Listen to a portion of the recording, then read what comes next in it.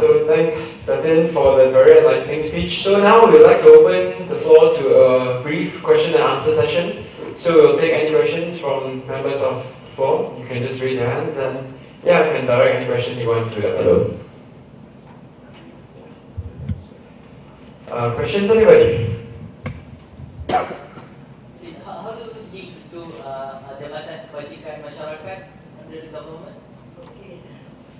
By law, actually, any organizations, especially the non-government, we have to be registered with ROS. That's number one. Number two, Jabatan Kebajikan actually helps in any way to all the OKU in the country. And of course, they have to sit in as ex-official in our meetings. Their input to us will be they subsidize food. They have $8 per head. And of course, we cannot feed people at $8 per day. So we, of course, it costs us $18 to $20 for nutritious food, right? But we have $8 a day. We used to have, in those days, we started with only $1.50. So it's let's say 90% we have to raise our own money. But the OKU now is very well looked after in certain ways. If they are working, they will get special allowance of $300 Malaysian dollars. And any disabled person also have $150 that is to enable them to go for treatment, rehabilitation programs or whatever. But of course you can appeal for more, right? But that's a basic. And if you have a very, very severely disabled person in the home that needs look after, right? That means you have $300 in which you can employ somebody to look after you. So the person themselves must register with social welfare. On the whole, we are okay because we complement, but I do wish we had more.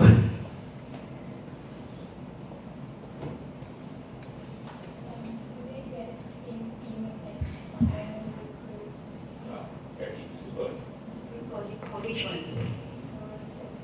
Oh, you see, we are fighting, but the main thing is that they must be, if you want to be at par, right, there are some university students in working, right? If they are at par, why not? They should have that salary. I mean, there's nothing wrong being disabled. That is why we are training our people. If they are not good intellectually, they are good at hands or creativity. And we must pay accordingly. There's no compromisation that they should not be.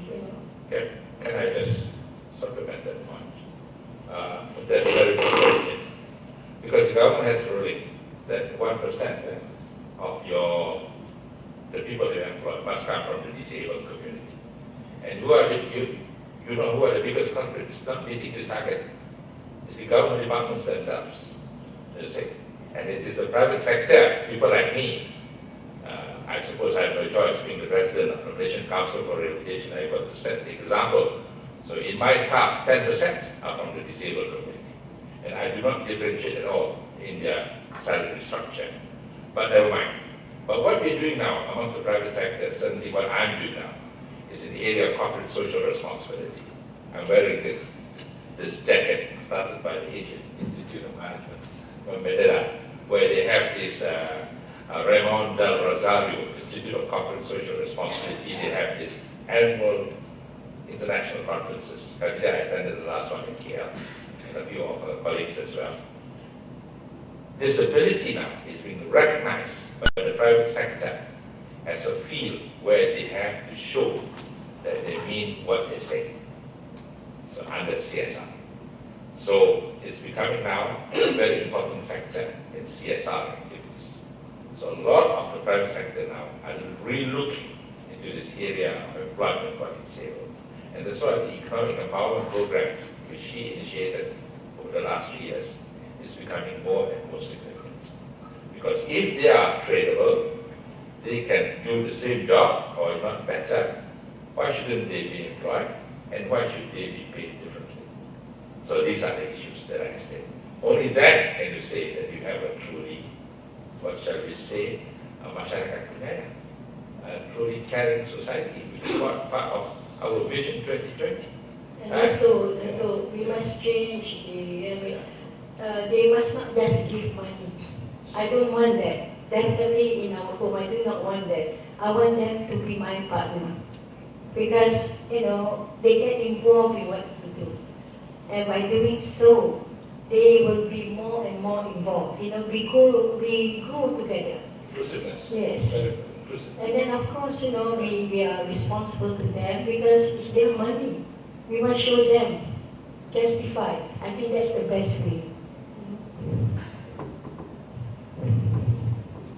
I want to touch a little bit that is on volunteerism. As you can see that our years are different. All of us are, we are volunteer. I have no position in this country. People say, who are you? I'm a volunteer. But the things that we are also, it has to be a committed profession, so-called, but we also now have to think how the young people, if they want to be a volunteer, we have to look into the basic needs. For example, you have to cover their transport, cover their food, which is fair. I think we have to look into that. Otherwise, you don't expect them to be 100% volunteering their time, unless it is under the sponsorship of the school, the universities, or whatever it is. But I think we have to relook if we want to get more, people coming to help. And of course, for me, looking after volunteers is a great challenge. I manage my volunteers, especially when you have a group of ladies. They can help you in certain way, but it's not easy to have volunteers coming to my home. They think that they can tell me and say, oh, this is not right, this is not wrong. That's something you can't. It has to be a manageable kind of.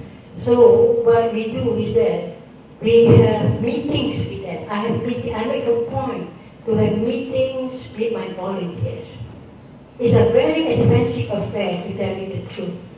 Because if you don't look after them, they run away to other organizations. But to me, they're very important. And of course, the other volunteers also, we take care because we have anybody, people coming by bus, everybody is a wonderful person coming through your gate. So you don't say that you are a VIP volunteer. VIP volunteers are very difficult to deal with. I'd rather deal with just anybody for that matter, but it is a manager. You have to manage your volunteers. I wonder when that was coming up, about the various VIP volunteers, because a lot of problems with the Katijah I faced over the years. It's not only the managing of volunteers and the management of volunteers per se, but the management of VIP volunteers who insist that they be there, their photographs must be there when the press is around, and they must be shown to do something, but actually it's the other volunteers who actually do the job. And Katijah, we have developed a skill on how to handle these situations. Something which cannot learn from the university, I'm afraid. We just learn from experience how to go about it, to maneuver this thing. But they can be very troublesome. We have had occasions where we had these volunteers come. We were more worried and how they will respond to what we're doing rather than the actual disabled people, whereas they are the target. But we have to worry about these volunteers. My God. I said, what? We are missing this whole target of all this whole exercise. Therefore, Yes. in the West, I learned, to my days, Yeah. in UK, Yes. everybody had that compassion actually, even your neighbor, So, but not bad, you have to start when you're young. So, it's how the family values are very important. Yes, because the family values. So, it's very important. Yes. Volunteerism actually starts with family. It's a value system. It's a value system. It's not something that you just acquire. It must be in you. Alright, I think that's all the time we have for today. I would like to invite Lisa, our representative of the Youth Economic Society, to present a small token of appreciation to our speaker, Datin.